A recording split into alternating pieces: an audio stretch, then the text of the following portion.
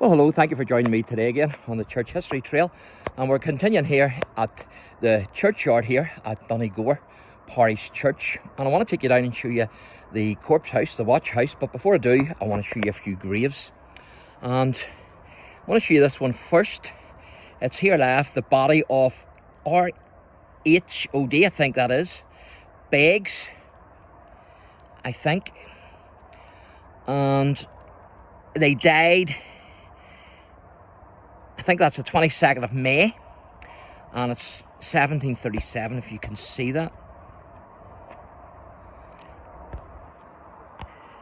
So that's the first one I want to show you.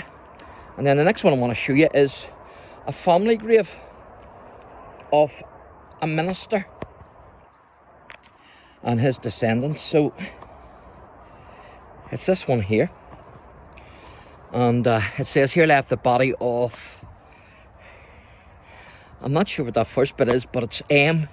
Hugh Scott, minister of, I would assume the gospel that is, who departed this life March 26th, 1736. And he was aged 31. And also his grandfather, Hugh Scott, of Dunedin, I think that is, I'm not sure. He departed this life June 24th, 1740, and he was aged 92. So there you go. That's the first one. And then I want to show you this one. And these are all part of the one plot here, the one grave plot, the Scott family. So part of this is broken off, but it says here left the body of Margaret Craig, wife of Francis Scott of Temple Patrick, which is not far from here, who departed this life May 5th, 1741, age 60 years. And then the more modern one here, which still goes back a right wee bit, because it says in memory of William Scott Denardry, and he died 1800, age 70. And Margaret Luke, his wife, she died 1793, age 60. Eliza Ross Scott, their daughter, and she died 1790. Yep, 1790, aged 18. And Jean Scott, their daughter, wife of George Leatham, she died 1830, age 52. And then it goes on down. So there you go. It's great to see this plot here of the Scott family. And of course, one of the men was a minister. And so now what I want to take you down to show you is the coffin house, the watch house.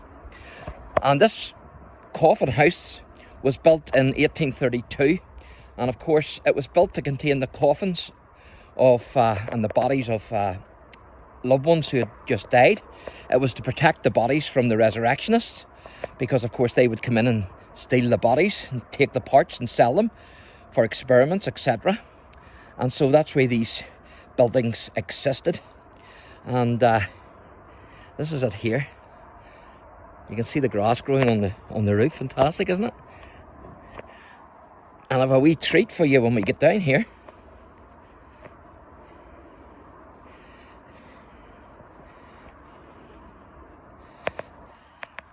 So you can see the building there. It's fantastic, isn't it? And then the church as well. Absolutely brilliant. But the wee treat I have for you is most of these watch houses are locked up, but this one's not. So we can get in. And now don't be panicking, there's no coffins in it now, and there's no bodies, so you'll not be seeing any coffins or bodies, so don't be panicking, because I wouldn't show them to you. But certainly we can get in here, as you can see. And I'm going to put my trusty torch on and let you see what's happening in here. So you can imagine being in here and watching for the body snatchers.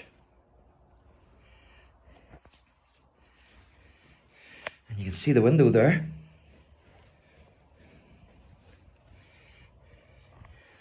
And also here. And of course, it's not unknown for shots to be fired. When the resurrectionists, the body snatchers, would have come to steal the loved ones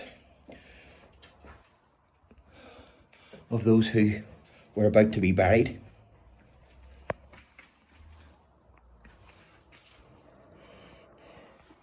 So this is unique. You don't normally get into these places. There's an old gate there. Don't know how old that would be. I would assume that one there has replaced this, but it certainly looks a right wee age. So it does. No doubt about it. So there you go. I hope you've enjoyed that. As I say, it's not very often that you get into these watch houses. And of course, these were essential back in the day. Thankfully, we don't need them today.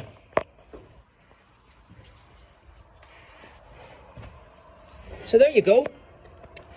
So I hope you've enjoyed our wee tour here of some of the graves in the graveyard, and also of the watch house, the coffin house. So thanks for watching, and God bless.